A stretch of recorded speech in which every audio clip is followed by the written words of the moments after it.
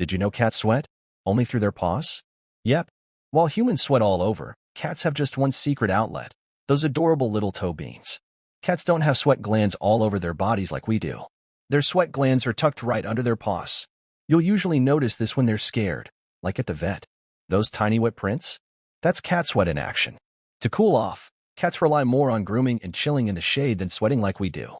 It's a tiny but mighty system, helping them survive hot days with grace and cuteness. Now you know what's really happening under those paws.